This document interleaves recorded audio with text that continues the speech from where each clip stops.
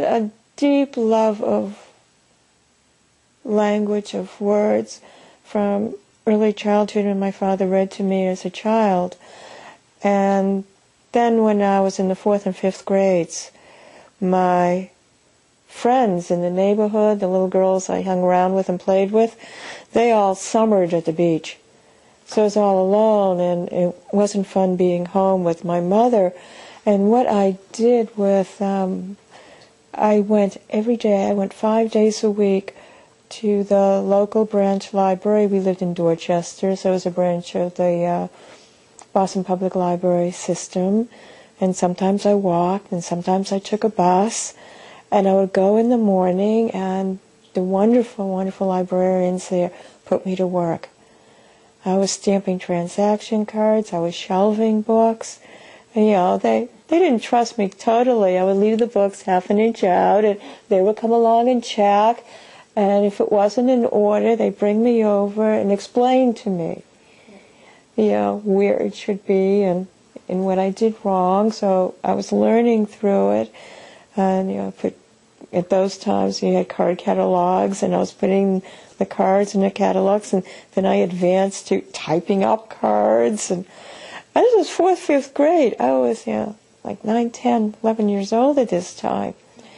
And I spent all day, and I would take myself to lunch at Woolworth's in the counter, and go there and buy myself lunch and come back. And one year there was an incredible librarian there, Dorothy Carrico, and she was doing the work-study program, and she was still in school at BU studying for her master's in library science.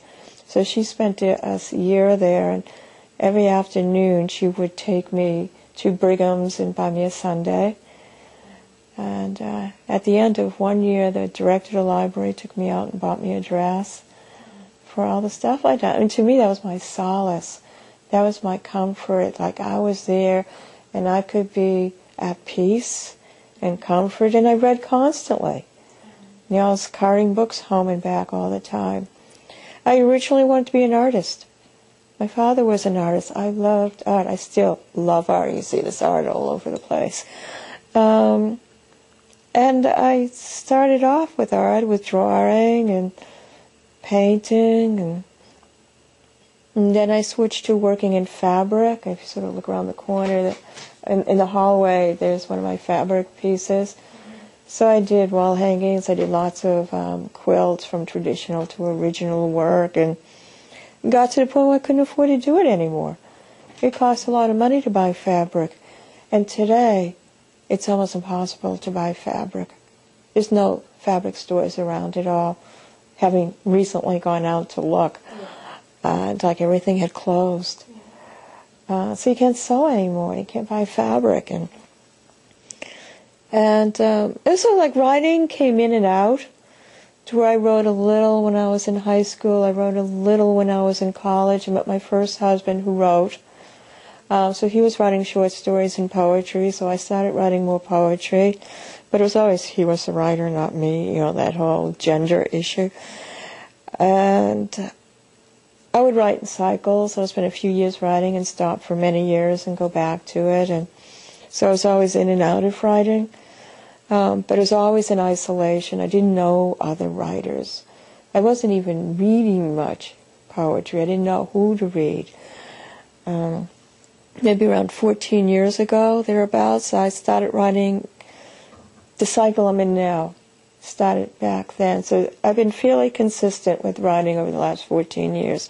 And I started writing, and I started to go to venues and hearing other writers, and eventually got into John Hodgkin's poetry workshop that still runs, and I did, I think, like 9, 10 years in his workshop, and through the workshop I was able to write a whole lot more, because, it's having an assignment. He gave assignments, and I was one of the few people who actually did the assignment.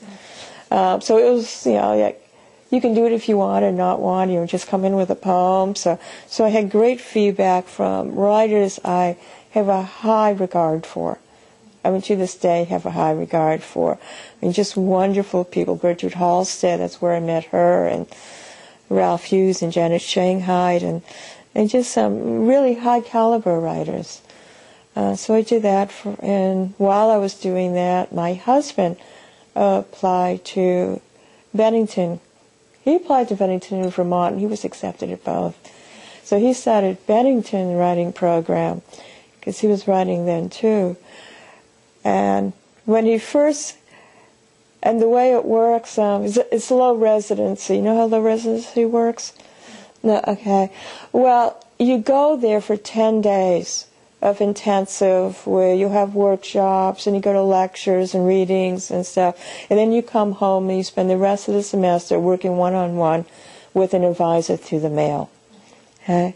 So before you go for your residency, you send in a package of poems, and they send you back the package of everyone's poems in your workshop. So as soon as that first packet came in from Michael and I read through the poems, I go, oh, I expected awesome work. You know, these people have just gotten into this writing program. And I thought, I write better than some of these people.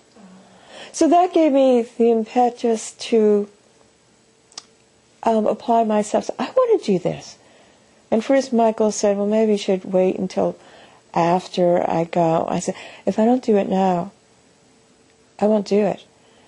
So I applied to Bennington and Vermont College and got into Vermont College, which turned out to be a really good thing for us to be in different schools.